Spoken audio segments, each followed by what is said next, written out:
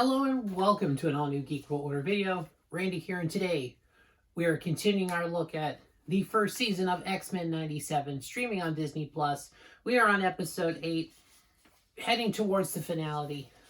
They are at the three-parter, the first of 3 parts, Extinction is Tolerance. And we've already got a lot revealed here. Cable's back, things are happening, it's going crazy. So we open the episode, Cyclops and Jean are kind of in the mansion. They're having a nice heart-to-heart moment. And we see that so far since Cable showed up, don't know the exact time frame here, but pretty much they haven't talked at all. We kind of learned the bombshell that, that is their son. But at this point, he has not talked to them. Let's see. Yep. So pretty much we learned that with Bishop's mission, where he was sent back a few episodes ago, him and Cable got separated in the time stream, or Nathan at that point. So Bishop wound up back in his time, and Nathan got flung far into the future. I think Nathan goes about closer to the year 4000, whereas Bishop is only about 50 or so years in the future, about 50, 60 years. But we get everyone gathered into the war room, and Cable kind of gives us our intro to Bastion. And we do finally get Bastion's name on screen, pretty much kind of how he came to power and how he created the Prime Sentinels, and eventually started a war between humanity and mutants that lasted about 300 years. And we get kind of those details here. So yeah, basically things go crazy, things don't look good. And Bastion is on the anti-mutant side. Even though it seems like he has powers, he's very different. So he's actually more anti-mutant, surprisingly. So yeah, basically at that point, mutants are enslaved. It's a dystopian future. And Morph, seriously, with the one-liners, Morph, he's like, great, another dystopian where once again Logan is the last to die. Like, Morph, just killing it with the zingers here. But yeah, basically we kind of learned that Cable has been going back to the Genosha events multiple times. And we pretty much figure out that anytime that Cable goes back to try to stop it, he's pulled back through time. Basically, the events of Genosha are a fixed point in time.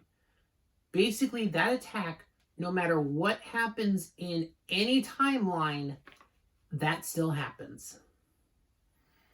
So if Cable's going to save the future, it's going to be a different way, but he's got a lead on a place where Bastion could be in this time. So he's already changing up his plan. And, well, we get Bastion with another part of his plan, as the footage that we saw shared, that Bastion shared with Sinister in the previous episode, has now been leaked to the public. So the public is now aware that Charles Xavier is not actually dead. So he's just adding these little pieces to turn humanity against mutants. We get a number of scenes that kind of alternate here. Roberto and Jubilee are at his mother's. She's hosting a gala event to benefit Genosha. It seems a little insincere. She's trying to kind of keep up her appearances. So Jubilee's like, yeah, I'm out of here. I need retail therapy. So we see that Rogue is in the infirmary. She's still suffering the effects of being knocked out by Trask in his Prime Sentinel form. Nightcrawler's watching over her.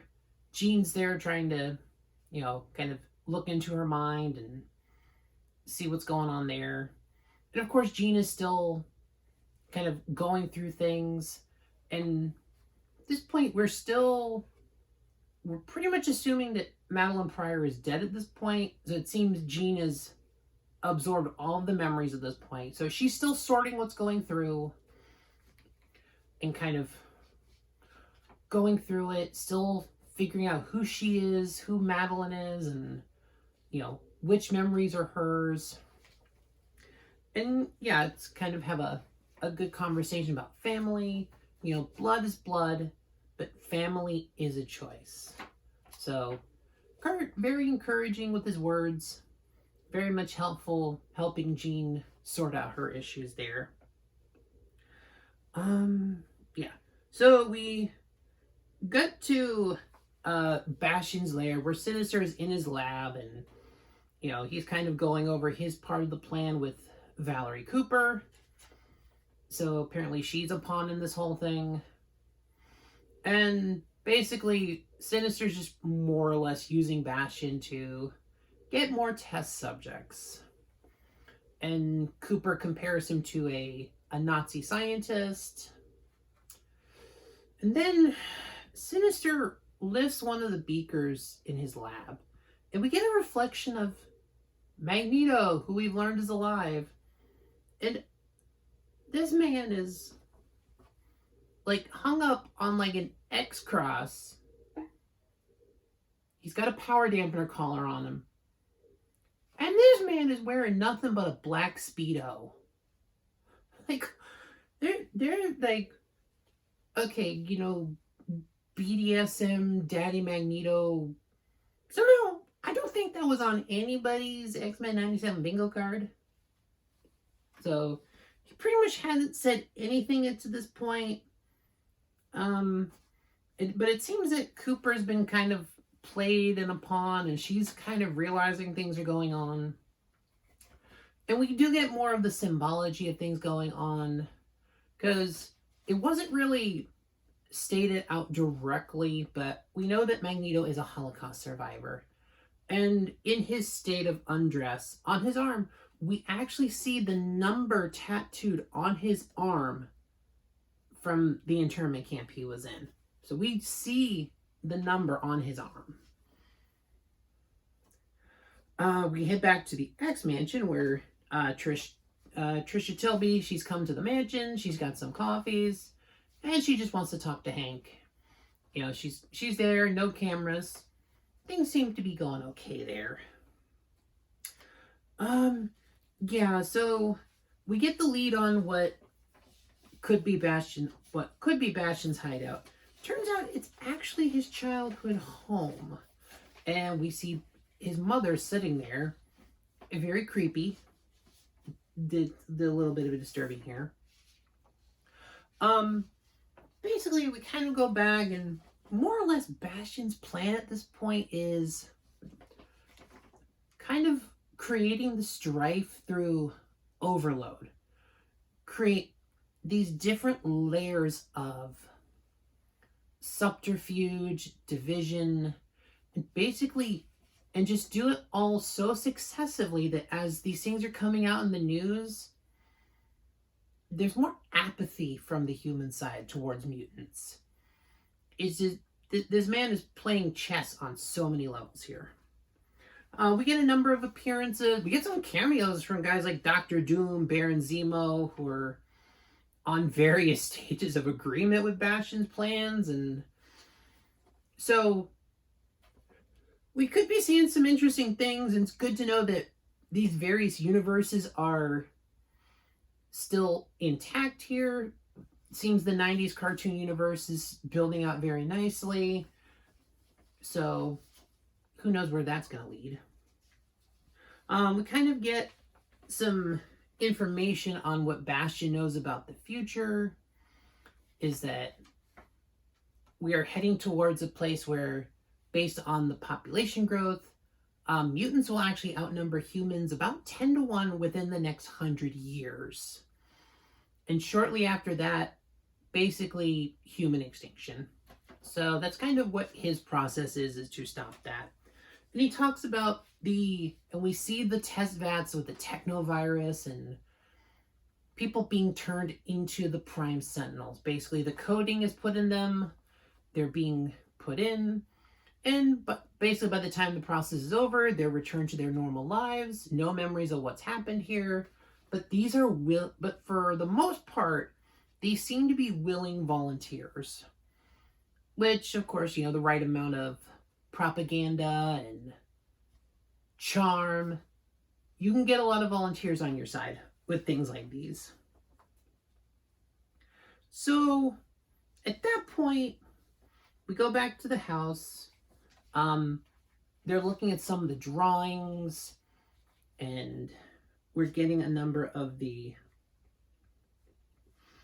things. So yeah, we're definitely looking here and kind of getting a lot more on Bastion's past. We're learning more about him.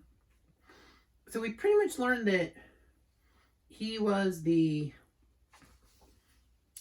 basically Bastion is more or less the offspring of Nimrod. If you remember back to the X-Men animated series, One Man's Hope two-parter, in the 4th season, I think, Bishop chased down Nimrod to a abandoned school. Basically it was an attempt to assassinate Xavier in the 60s. So Nimrod, basically, the parts that were blasted away, part of it infected this guy who was working as a janitor. He met a woman, had a baby, which that woman who became Bastion's mother is actually the waitress at the coffee shop, the one with the red rimmed glasses, if you remember in that episode. That's Bastion. That ends up being Bastion's mother. So he's very different as a kid. We learn more about his technopathy powers, kind of his ability to control machines, and it definitely affected him and his outlook on things and kind of drove him a little mad. So we see a painting he drew, and basically and as we get that, it's basically a vision of the Sentinels attacking, and from there things go crazy. Bastion's mother goes into Prime Sentinel mode. We cut to the mall. Roberto and Jubilee are shopping. Roberto's butler, Prime Sentinel mode activated. We cut to the mansion. And basically, Hank is tapping into Cerebro. He's trying to find the Prime Sentinel activity. And he just sees the red indicators as it's growing. The numbers are growing. These Prime Sentinels are being activated around the world simultaneously. And he goes to he's about to let the X-Men know, and Trish Tilby is a Prime Sentinel as well. And she just straight up boots him through the walls. So we get to our fight scenes. We go to the house, and yeah, Scott's like, got any more of those grenades?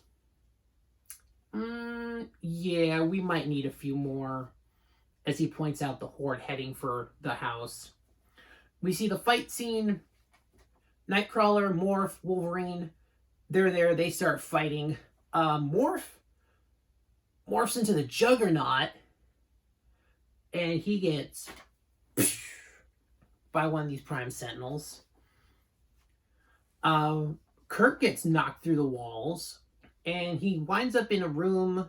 I think it's one of Xavier's trophy rooms. And these swords just kind of fall at his feet. So we're going to see Nightcrawler do sword stuff, which is awesome. So basically, they're fighting. At one point, the Trish Tilby Prime Sentinel straight up pulls Wolverine into the air. He's able to get away from her, and then just as he's plummeting back to Earth, he is slashing and taking out these Prime Sentinels left and right.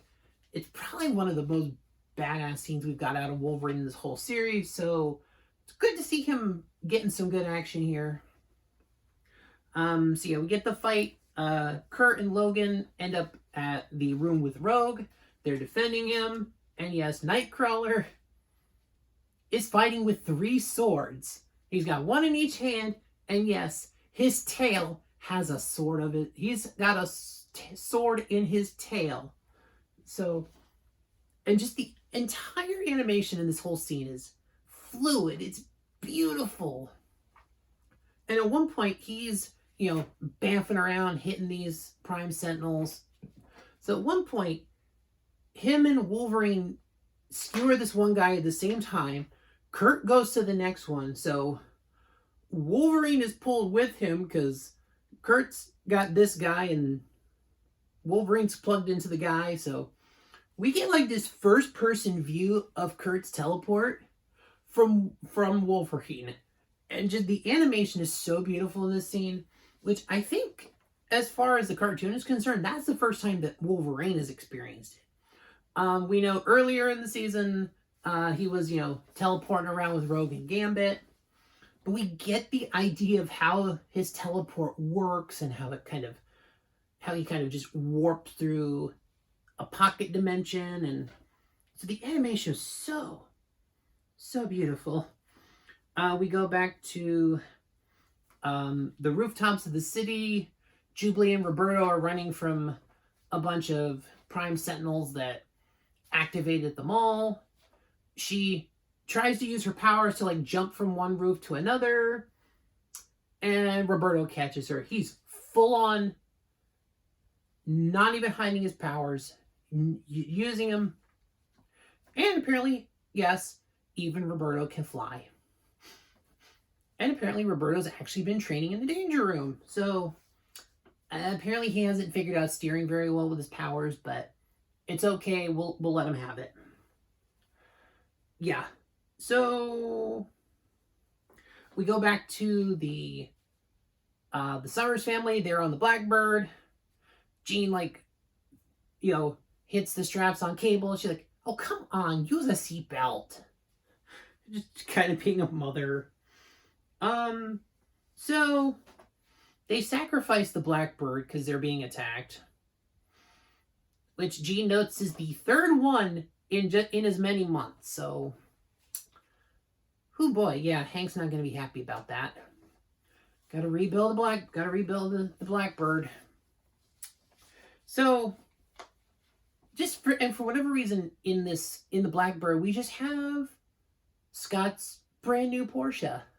So they jump out of that, and we get the Summers family road trip. They're doing, Scott's doing the crazy driving stuff, and then eventually they're trying to get away from him. They run through this cave, and so eventually Cable pops the roof off. He's facing back, just shooting him. Jean's driving with her telekinesis, and Cyclops just blasts a hole through a cliff. They jump out. Jean hits her telekinetic bubble.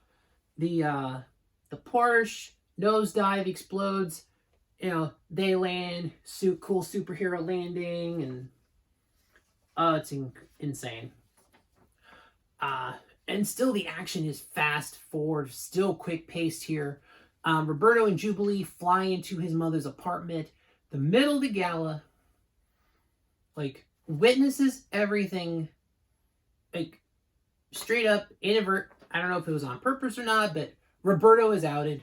It is now public knowledge he is a mutant. And the Prime Sentinels follow in. Oh, they make up lines like, "Oh, we're not here to harm mutants. We're here to protect them," whatever. And his mother does him dirty. She tells him to just cooperate. Oh boy.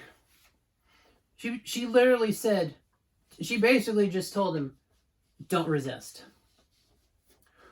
Oh boy. So yeah, they're being carried away in their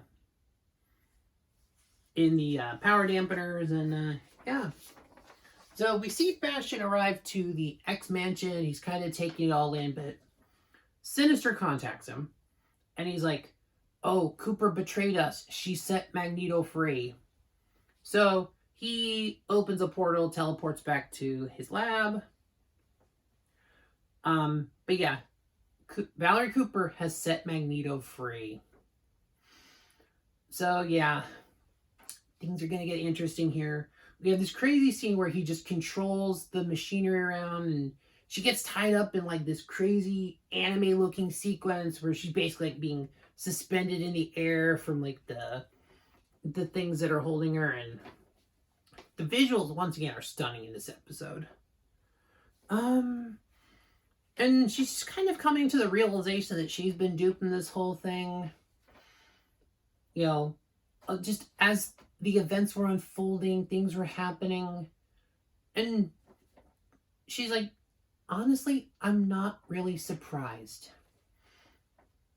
Like, she gets it, you know, she understands everything that's going on. And then she says the 3 most chilling words that were uttered in this episode. Because she came to a very stark realization. And she just utters those words. Magneto was right. And yeah, so we see Magneto, he's taken himself all the way to the North Pole. Just the strongest electromagnetic presence in the world. And the dude supercharges his powers. We see Magneto being an Omega level mutant as he lets off an EMP that surrounds the entire world. We see the Prime Sentinels falling out of the sky. We see various cities falling into darkness. We get a cameo from Silver Samurai. We see Spider-Man leaping around New York as the power goes out. We see some kind of government facility where Omega Red is being held. And once the power goes out, he whips out his tendrils, and I'm assuming it's not good for those guards that were there. So yeah, we kind of go to the X-Mansion. Wolverine, Morph, Nightcrawler, they're kind of taking assessment of things. Beast is... I think Wolverine grabbed a gurney for Beast, because, like, yeah. And they're just kind of like, you know, and he's just kind of sitting there like, Magneto actually did it. Morph responds with, what? Saved our lives? No. Declared war. Yeah, I mean, there's really no other action than that. Magneto has gone full Magneto and declared war on humanity. And ask and you shall receive, because Wolverine is like, man, where's the professor when you really need him? And on cue, a little Shi'ar pod just drops right in the X-Mansion. It opens. Wolverine's got claws extended. He's ready to fight. He has no clue what's going on. And out pops this individual. They take their helmet off. And it's Professor Xavier. Xavier's back on Earth, so clearly things are about to get crazy. And we end the episode with him saying, to me, my X-Men. So yeah, that is the first part of Extinction, is Tolerance. 2 more parts left, 2 more episodes in the season. This has just been a chaotic episode. A lot of things are being set up. A lot of quick succession of action scenes. Everything is so fluidly drawn. Just amazing how far the animation has come to be able to put on a show like this. Once again, a great episode. Love it. Let me know what you guys think of this episode in the comics, man. Give me your thoughts, your opinions, your predictions, where you think the finale's going here. But that'll do it for this video, guys. Thanks for watching. Please subscribe to the channel, like the video, comment, share, all the things to help the algorithm, and I'll see y'all in the next one.